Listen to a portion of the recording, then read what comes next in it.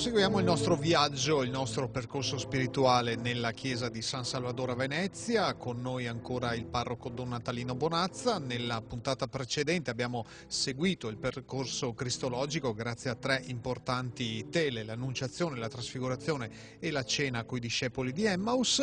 Ora, Don Natalino, seguiamo altre figure esemplari, quindi 3 santi. Sì, 3 santi anche di epoche diverse, quindi con diciamo, rapporti di tipo diverso verso la città di Venezia e verso le aggregazioni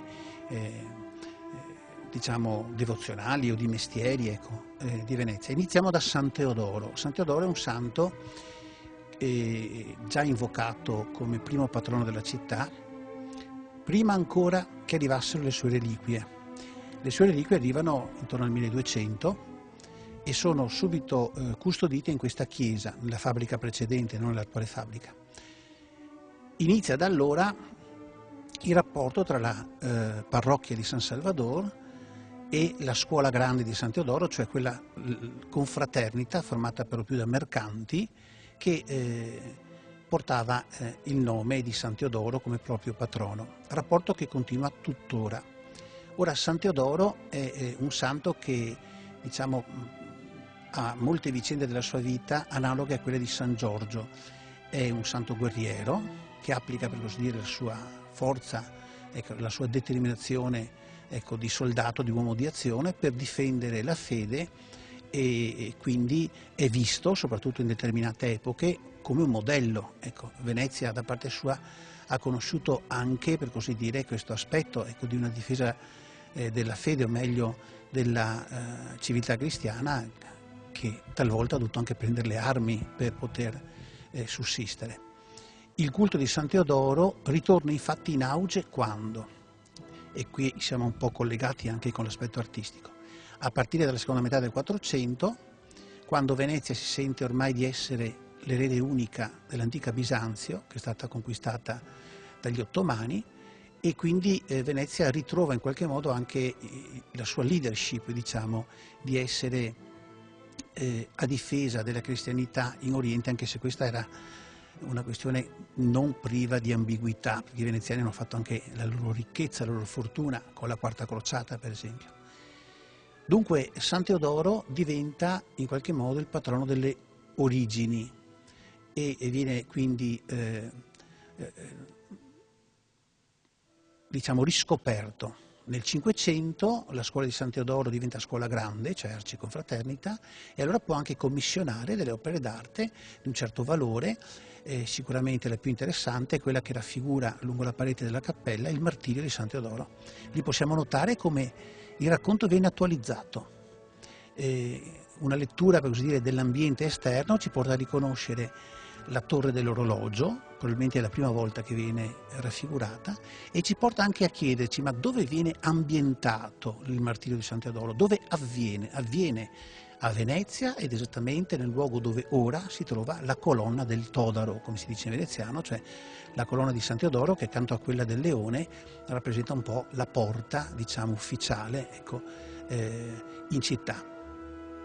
Luogo, tra l'altro, la colonna del Todaro, dove anche venivano compiute le esecuzioni capitali. Quindi c'è anche questo rimando, così dire, una nota di cronaca, ecco, che fa, ecco, di San Teodoro un santo veramente, per così dire, considerato, ecco, nel qui e ora del tessuto cittadino. E questo può bastare per San Teodoro, perché poi ci sono molti altri riferimenti, ecco, che potrebbero continuare, sempre nel rapporto tra questa scuola grande fatta di commercianti e la chiesa di San Salvador che custodisce le reliquie. San Teodoro e uno sono anche fisicamente vicini come raffigurazione nella chiesa questi 3 santi. Il secondo? Il secondo è un santo raffigurato tante volte nelle chiese di Venezia, è San Leonardo. San Leonardo, figura di monaco vigoroso che veniva invocato sia dai carcerati, ecco perché a volte è raffigurato con le catene spezzate, ma sia anche veniva invocato dalle gestanti che temevano, ecco, per la loro gravidanza. Anche qui ci si rifà evidentemente a un periodo in cui anche i problemi legati alla salute, al buon esito delle gravidanze erano certamente più numerosi di oggi. La cosa interessante è che nella pala dove si raffigura San Leonardo ci sono altri due santi popolari a Venezia. Uno è San Nicola, si può dire che non manca chiesa, ecco, di Venezia che non abbia una raffigura di San Nicola, quindi non è il caso di soffermarsi molto, però interessante trovare invece un altro santo di cui le raffigurazioni sono rare, San Lorenzo Giustiniani, il primo patriarca, che qui viene raffigurato con una certa, diciamo, esattezza storica. San Lorenzo Giustiniani, prima di diventare patriarca, faceva parte di un movimento di riforma interno alla Chiesa, costituito da giovani diciamo, colti laici veneziani. Si trattava dei canonici di San Giorgio in Alga. Si distinguevano perché la loro veste canonicale era di color celestino e venivano chiamati i celestini. E infatti in questo quadro, ecco, diciamo, la veste che li porta, ecco, ricorda, ecco, esattamente questo particolare. E quindi San Leonardo è accompagnato da una specie di sacra conversazione che lega, per così dire, un santo delle origini, che risale ai tempi dei padri della Chiesa, un santo del Medioevo e un santo della fine del Medioevo, ecco, in un, per così dire, sovrapporsi di epoche, come è tipico delle sacre conversazioni. San Leonardo, San Teodoro sono due santi, due esempi, insomma, circondati anche da tanta storia e da altre figure. La terza tappa dove ci porta? Scegliamo un ultimo santo che è legato proprio a un mestiere preciso. Si tratta di San Lorenzo, martire. Perché un mestiere preciso? Dunque qui vicino esiste la riva del Carbon. A Venezia un mestiere era anche quello di smerciare, ecco, il carbone, che era elemento fondamentale per far funzionare non solo le stufe di casa, ma anche i laboratori. Per esempio qui vicino abbiamo la Calle dei Fabbri e quindi per avere le fonderie ci voleva il carbone. E potete immaginare per i forni ci voleva anche lì il carbone. Quindi i carbonai erano una corporazione molto importante. Il loro santo di riferimento era San Lorenzo, per un'associazione, ecco, diciamo, facile da trovare, dato che il martirio di San Lorenzo fu proprio compiuto sulla graticola. E qui San Lorenzo è raffigurato, anche qui con una certa attenzione, diciamo, storica. Ai suoi piedi ci sono alcuni vasi sacri. E si ricorda di lui, infatti, è il tipico del racconto del suo martirio, quella frase che lui disse: i veri tesori della Chiesa sono i poveri. Non sono quindi i vasi sacri, le sacre suppellettili in argento e in oro.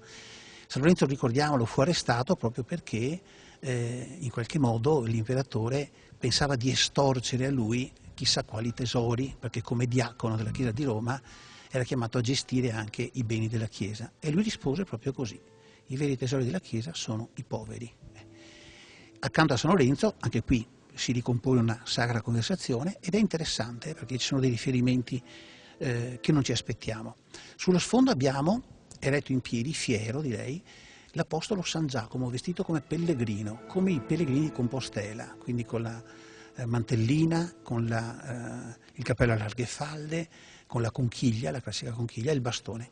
Dietro di lui c'è una donna anziana che ha in mano un timone e una vela, è Santa Maria Maddalena, così come la si venera nel santuario delle Tre Marie alle foci del Rodano, che era un porto dal quale si partiva verso la Terra Santa, ma al quale anche si approdava per poi continuare a piedi appunto verso Santiago. Quindi santi legati alle vie del pellegrinaggio. E poi sulla destra ci troviamo un santo che ha a che fare con la storia dei canonici che diciamo tenevano questa chiesa prima della riforma napoleonica. Si tratta di San Francesco di Sales, grande riformatore dell'epoca tridentina e siccome è un grande riformatore anche del clero, sicuramente ammirato, ecco, dai canonici nel primo Settecento, abbiamo documenti che ce lo attestano, in questa chiesa come modello di pastore. E vorrei aggiungere un'ultima nota ed è questa. Queste due tele sono di composizione molto tarda, sono del Settecento. Sicuramente prima c'erano delle tele di cui non conosciamo l'esatta, diciamo, composizione. La cosa che qui trovo interessante è che attraverso lo schema delle sacre conversazioni c'è come un avvicendarsi di santi e perciò anche di epoche devozionali diverse.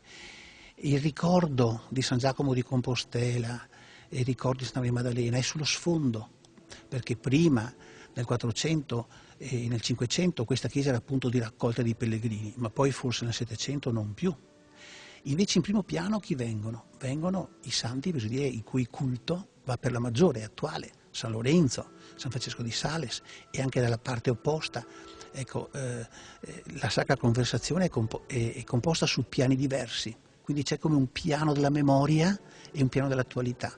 E questo è un segno, secondo me, per leggere nel percorso spirituale anche una certa tradizione, ecco, delle devozioni, del succedersi, per così dire, di queste figure che parlano a tutti, parlano al visitatore, parlano al veneziano residente, parlano a colui che qui riconosce in qualche modo il suo santo patrono per lavoro, per professione, eccetera.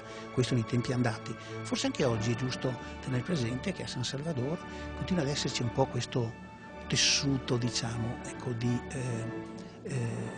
frequenze diverse, frequenze diciamo, che sanno ritrovare una specie di compagno di strada adatto a sé. Può essere appunto il visitatore occasionale, può essere il veneziano residente, può essere il pendolare e via dicendo.